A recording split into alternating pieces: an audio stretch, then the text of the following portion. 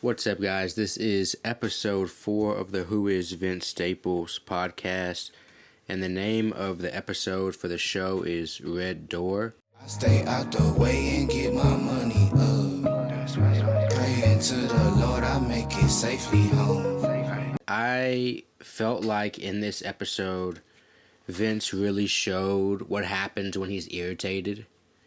He shows like the real asshole version of himself, and strangely enough, I feel like the real asshole version of a lot of dudes, including myself sometime, can come out around the significant other. But I really also feel like your significant other is the person who sees you the most, so it's just a higher chance that they're going to have to deal with some of your asshole behaviors if you have any of those tendencies, which I feel like many people do. But let's get into the episode. Remind me why we didn't go to Disneyland again? So to start off the episode, the mascot has his hat off. He's smoking, just got off work. Vince is asking why they didn't go to Disneyland, and Deja's pretty much saying, "You ain't got Disneyland money." which isn't accurate. So this first shows that Vince is just being cheap, because Vince Staples 100% has Disneyland money. In the order of things, anybody who's driving a G-Wagon probably should have Disneyland money. They're just not his kids. If it was his child, he would for sure have Disneyland money. If it was even related to him, his cousin, it would be Disneyland money. But the fact that it's Deja's little brother, it already kind of shows the asshole nature of Vince. Because I really feel like a lot of us watching this show, if you had Vince Staples money, if I had Vince Staples money, I probably would have gone to Disneyland just because I would rather be at Disneyland than this place. But the funny thing about this scene to me of the man with the face tats smoking after he gets out of work is the fact that Disneyland is just as bad for the workers. Like, I guarantee you when workers get off, they want to decompress and they're not too happy about working at Disneyland. It's just you never see it. That's the main difference. I was thinking about that. Like, I know Disneyland has very strict policies. If you have to like completely disrobe after, you can't look like your character at all, and then you probably have to leave like out some back gate or something like that, because they never want the customer to not feel like they're in a magical place. And these other discount theme parks do not have that element. Each episode, Vince doesn't have a lot of jokes, like just overt jokes. Most of his stuff is definitely situational comedy, but occasionally, well, each episode he has about 1 to 2 of them, I'd say, and this is the first one. You know, dude not real, right? What? Yeah. Just a nigga in a suit like Steve Harvey. The fact, like, how true that is, because the dude is just a dude in a mascot suit, but no kid thinks that mascots are real at this kid's age. Kids want to see the mascot. Nobody sees, like, this is just Vince starting the day being an asshole. Nobody sees, like, their high school mascot. This kid's not in high school. But a high school mascot or a college mascot. Nobody goes to a Clemson Tiger game at almost any age, and they're like, oh, that's a real tiger, while there's a man standing up in a tiger suit that looks like pajamas. So Vince is just already irritated, and so he's trying to burst this kid's bubble, which we realize is Deja's younger brother. He's just trying to burst his bubble just because that's the mood that he's in already, because they're not at Disneyland, because he didn't pay for them to go to Disneyland. Uncle Vince. I am not your uncle, nigga. Everybody. When I wrote down, I have some notes written down. When I wrote it down at that point, or what I wrote down at that point is that, like, a lot of us don't like being misnamed, because that's like what the classic black community did. Like, they would just throw around the uncle and auntie title. And Vince is not going for any... In any episode, Vince is never going for any traditional black stuff, quote-unquote black stuff. And that's one of those things where he snaps back immediately. I would never talk to a child like that. I might be like, hey, bro, I'm not your uncle. But I would never turn around and be like, I'm not your uncle, nigga. Like, Vince is being a little bit too aggressive, in my opinion, in this situation. And I've been on a lot of dates or not a lot of, this isn't a date, but been out a lot of days doing things that I didn't necessarily want to do, but clearly Vince does not handle that well. Diddy a bitch. And you would know that if you loved your brother for real. And then when they ask for chicken, and Deja emphasizes, This ain't no regular fried chicken. we're seeing in these recent black movies / shows the importance of chicken. I mean, I did it in the Atlanta episode. If anybody watched, or I did an episode about it in Atlanta. I did, no, I didn't do that, but I watched They Clone Tyrone, and that's a major aspect of that movie. So a lot of these black movies and shows are tying in off that trope of that black people love chicken and stuff like that. But then at the same time, showing the lengths that black people really will go for chicken. And it's not just black people is the thing. But it's like, yes, black people love chicken. Obviously, everybody loves chicken. But even though those words in there, it's not any regular chicken, at the end of the day, how far are we willing to go for even exceptional chicken? I don't know if you guys noticed it. I didn't notice it till I watched the episode for the second time. But they sneak in just the jokes over the loudspeaker. Like, I'm going to try to get each one of them in as I recognize them or as I hear them. This is the first one. Rest in peace to all those who lost their lives during the tragedy. All their lives to the tragedy. And people just going about their day. And I feel like that's the energy you get at some of these places. And that's like what the overt signals that you see are, like the energy that it's giving off, but they would never say it overtly. Obviously, the joke is them saying it overtly, but the feel is something's not right here. When you go to a lot of these amusement parks, like nobody really feels easy or nobody really wants to be there. Everybody would rather be at Disneyland, but most of the people who are at these type of amusement parks, which I've been to before, are people who can't really afford to go to nice ones. I also want to bring up that she handled Vince's family reunion, which was insane, better than he's handling this day at Surf City. And that's another dynamic that's a little bit deeper with the relationship aspect, is that give and take. Like, he had a crazy event. He now has to go fork over money, time, whatever, to go do her thing. That's what being in a relationship is. And there are some elements in this episode that I don't know if it was intentionally written in, I'm sure it was, to show that they're still new in their relationship. Because even the way that Vince talks about her little brother, isn't really close with her little brother, stuff like that, that's stuff that in order for the relationship to grow and foster over time, that would have to change. But there are some signs in the show or in this episode that they're pretty early in their relationship, which they are. Can I help you? I need a birthday pin. We on break. With this part, Vince is really showing how poor a lot of black customer service is, and that's just me being honest. As a fault of our community, or one of our low points of our community is for sure customer service. I say that all the time. I don't know why many black establishments don't have better customer service. I don't understand it completely. And there are black establishments out there with good customer service, but like we're amongst the worst 2 or 3 groups in terms of welcomeness and friendliness and like serving the customer, I would say. And that probably sounds bad to say, but as a black person, I can say that Vince accurately described what could happen. And these 2 women could be 2 of the nicest women ever. But this is also the type of customer service that black people have really come to expect from black people. Is it for you? Do it matter? Yeah, it do. We only give pens to kids. And you grown as hell. They ask him questions that don't matter, just giving him the hardest time possible. And he's also just not being polite. So it's just a standoff of 3 assholes. And then Vince says he's a Make-A-Wish, which is another example of Vince just lying, or Vince just saying whatever he has to say in a given situation to get out of it. Vince does not care. whatever any situation is, Vince will say what he has to say to get out of it, and I can relate. All children must be accompanied by adults of the same ethnic background. That's the second one. All kids must be accompanied by parents of the same or adults of the same ethnic background. Yeah.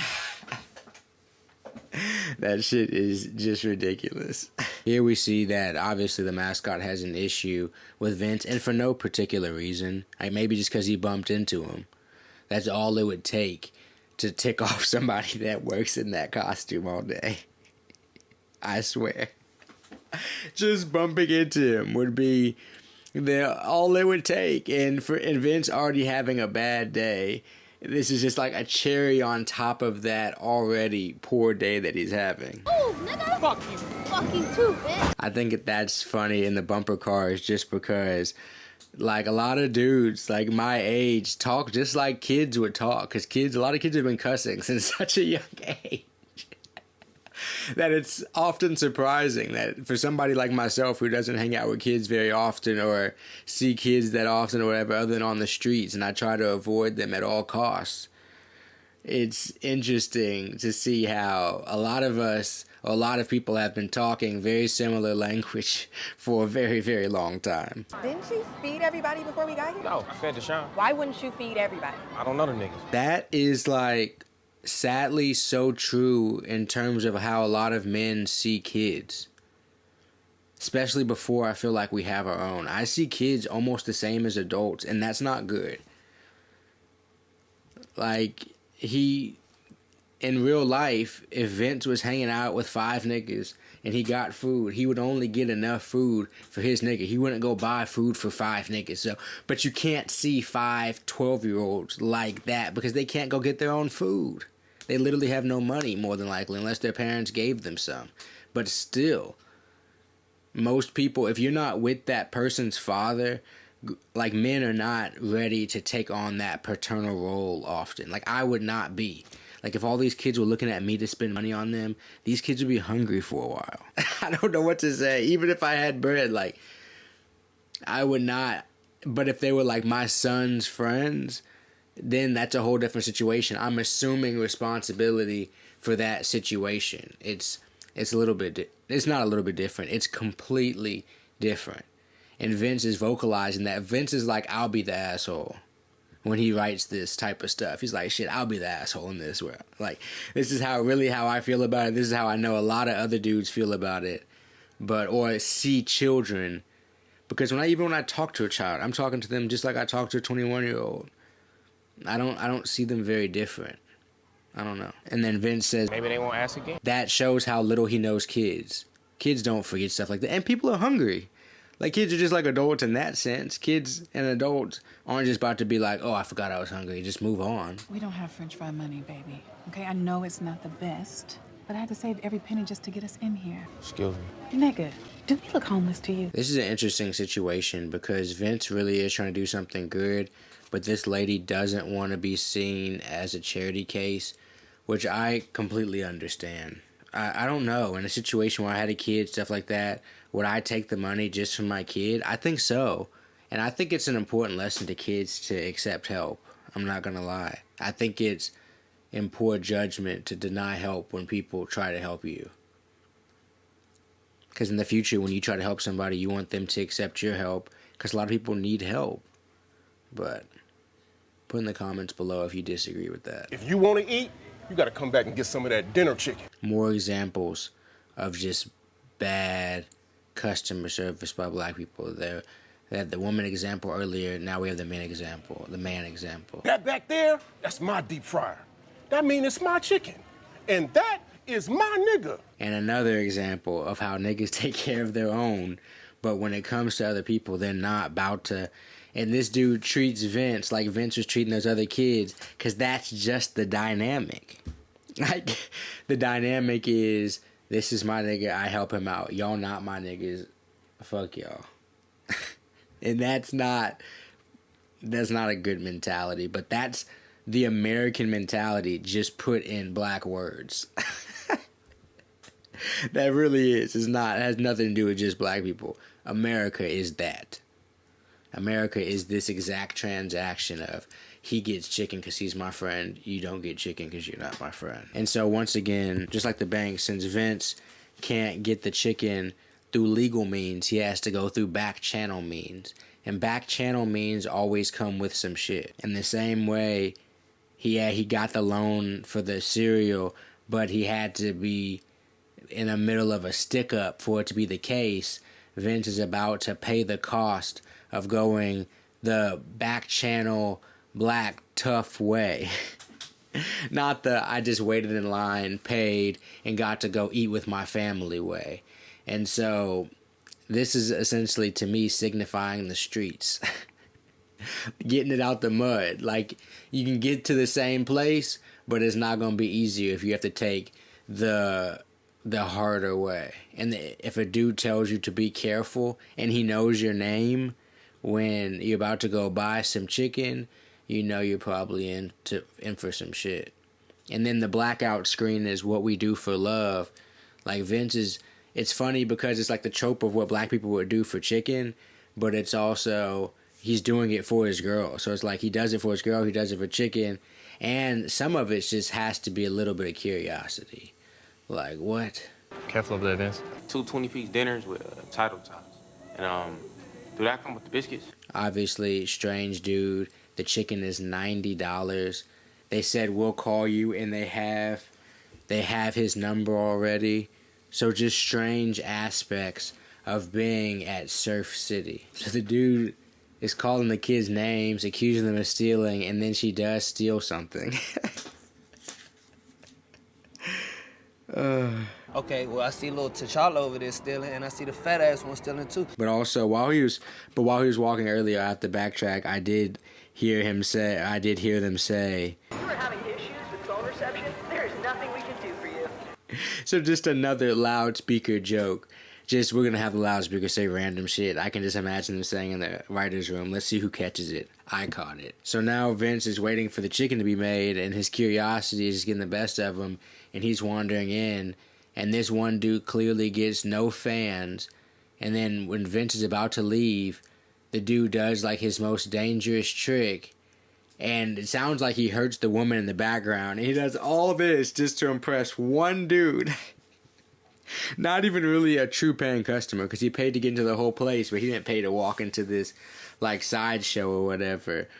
But I think it kind of just shows the length or how far performers will go to just get, like, if you're a comedian, to get that laugh or to get that clap or to get just that approval. This dude is willing to hurt that lady on stage to get one dude who is about to leave to come back and be like the slight bit interested. No, please! I need this! Please! Many people have died doing the next trick that I'm about to perform. So now Deja has to deal with them, and they already know about her. Like, word probably travels fast amongst the employees, and they already are just, they give her the quickest, like, race talk.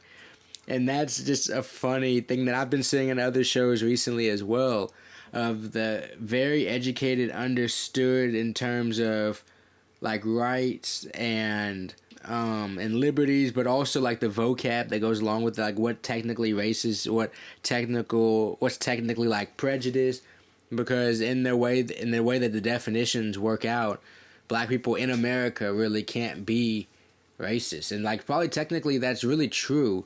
We can't be prejudiced though, and some of it, like, there would be a far cry to say that prejudice is better than racist, but either way, these women are not about to help Deja at all. And at the end of the day, when she was leaving, she for sure stole. Black people can't be racist. That part. Racism is a social construct backed by systematic oppression, and we simply do not have the power. No, we don't.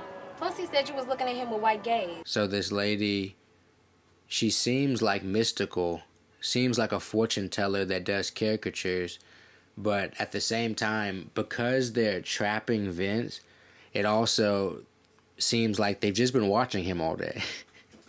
And waiting for him to say the name and she just knows everything about him, and then the picture that she draws ends up being Vince hurting, And then the mascot comes to hurt Vince. And then it shows that new relationship. And this can be in old relationships too, but Deja is assuming that Vince is not doing anything for them or is gone not being like with the group on purpose. Don't worry about him, because he for sure ain't worried about us. And that's not the case. Vince is actually doing all this. He's sacrificing his money, $100 for chicken and hot sauce. Like, he's sacrificing all this time to make this day at least bearable for himself and for them. But she's assuming that Vince is like messing around somewhere and intentionally not spending time with him. And that's an interesting dynamic of a lot of early relationships, that when that trust is just not built up, her knee-jerk reaction isn't, oh, he's probably trying to get the chicken and it's a long line. Her knee-jerk reaction is, he don't fuck with us, he out of here. And that's not a knee-jerk reaction of trust. Because Vince out here getting his ass whooped by mascots. They stomp him out until the chicken's ready. He goes to get the chicken, and then he just blows up. He's tired. I'd be tired too if there was no refunds on the hot sauce, but I paid for all the hot sauce. Then give me all of it, nigga! Like, I'd be sitting there pissed off too. And so at the end of the day, there's nothing good that can happen. And it's really nothing good that can happen, I've learned in dates, when one person starts not wanting to go in the first place. It's almost every now and then that person can grow on, or like the night can grow on them and they enjoy it. But I've learned, if you truly don't want to go on a date, it's best to be honest and let that person even go alone, if it's possible, because you're going to ruin the night much more than trying to fake like it's okay. And so her brother's still having a good time, but they're like way more ruined than if Vince had just given money up and just let Deja take them with unlimited money and figure it out herself. She really would have been better off, and they probably would have had a better time as well. Like, oh, bro. Who was stealing? You know you stealing. And they've been there all day too. So at this point, it's nighttime while they're arguing, and Vince calls her out saying that she does steal when she's trying to play victim for stealing stuff. And I have known a few thieves in my life, and nothing makes a thief angrier than getting called a thief. These are the type of days that can really challenge a relationship. When the boyfriend's like, am I going to have to do stuff for this little brother for the foreseeable future? And the woman's like, damn, is my boyfriend not get along with my family and my little brother and stuff like that? It's an interesting dynamic. It was explained well, or shown well and humorously, in my opinion. I get both sides, but in my opinion, Vince would have to do, in real life, Vince would have to make that extra effort to be cool. Pay for Disneyland. You're a multi-millionaire, pay for Disneyland. Even not. He might not be a multi-millionaire, but he has enough money to pay for Disneyland. Oh. But perhaps he didn't want to set a precedent. I understand that as well. But that was episode 4 of the Who is Vince Staples podcast. Red Door. There's only one left. Hopefully they renew it for another season. There's been talks, or Vince talked about the fact that Netflix only wanted to buy one season. But maybe if enough people watch this and then go watch the show, they'll give us another season. But guys, it's been another one. I'll see you next episode, episode 5. At least for now, the final episode. See you guys next time. I stay out the way and get my money up. Praying to the Lord I make it safely home.